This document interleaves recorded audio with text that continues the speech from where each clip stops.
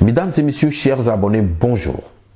Votre enfant commence par bégayer et vous vous demandez comment l'aider à réduire au mieux cette dysfluence. Vous êtes au bon endroit. Dans cette émission, je vais vous présenter 10 comportements et attitudes et conseils face à un enfant qui commence par bégayer. Sans plus tarder, passons au conseil numéro 1. Comportement ou attitude numéro 1, parler lentement. Il convient d'adopter une attitude qui permet à l'enfant une bonne assimilation des productions de son interlocuteur. Il convient donc de ralentir votre débit et de s'assurer que l'enfant est compris. Également, il est important de faire le plus de pauses possible et d'éviter les phrases trop longues. La recette, une idée, une phrase. Deuxième conseil, reformuler les énoncés de l'enfant comportant des dysfluences ou des bégayages. La reformulation permet de reprendre de manière naturelle les productions de l'enfant de manière discrète. Également, cela permet de lui donner une bonne prononciation. Également, reformuler permet à l'enfant de prendre conscience de notre présence dans l'échange et également dans l'activité. Conseil numéro 3, prenez le temps d'écouter votre enfant. Si jamais vous n'êtes pas disposé à écouter votre enfant pour diverses occupations, il est important de lui faire savoir et de différer l'échange. Ensuite, il convient de prendre du temps dans un endroit calme et sans distraction et de revenir sur le sujet. Également, il faut éviter de parler à l'enfant en faisant d'autres choses, par exemple en regardant sur son téléphone où l'on ne mobilise pas l'attention de l'enfant. Conseil numéro 4, évitez de conseiller l'enfant sur sa parole. En effet, les parents donnent souvent des conseils du genre « calme-toi, respire, prends ton temps ». Ce sont des conseils qui n'aident pas généralement l'enfant mais lui mettent plus de pression.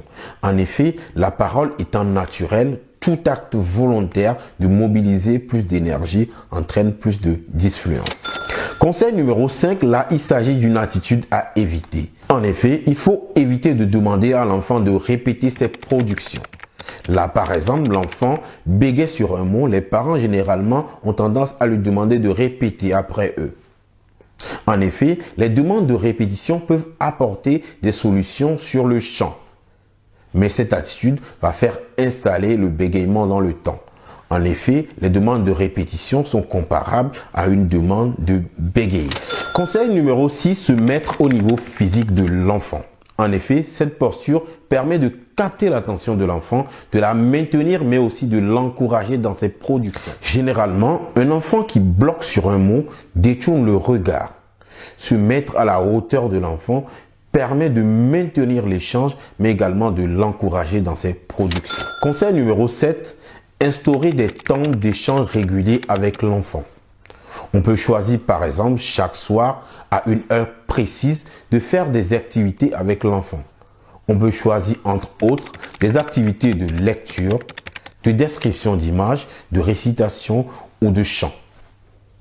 Dans ces échanges, il est important de reformuler, comme on l'avait dit, les productions de l'enfant. Il est important que ces échanges soient totalement ludiques et n'impliquent aucun stress de la part des parents.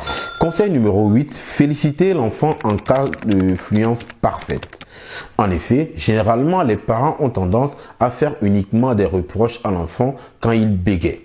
Il est important que ce dernier se sente également félicité quand sa parole coule bien. Par exemple, la méthode LeetCom utilisée généralement par les orthophonistes préconise 5 commentaires positifs pour 1 commentaire négatif. De manière résumée, il convient de faire plus de commentaires positifs à l'enfant au départ et ne pas lui faire des reproches uniquement sur ses dysfluences. On peut par exemple trouver avec l'enfant des expressions ou des mots pour signaler ses dysfluences, mais également quand il s'exprime bien. Conseil numéro 9, éviter le stress, la fatigue, le manque de sommeil et la pression temporelle.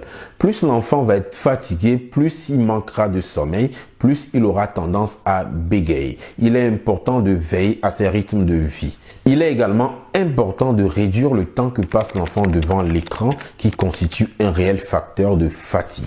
Conseil numéro 10, consulter un spécialiste.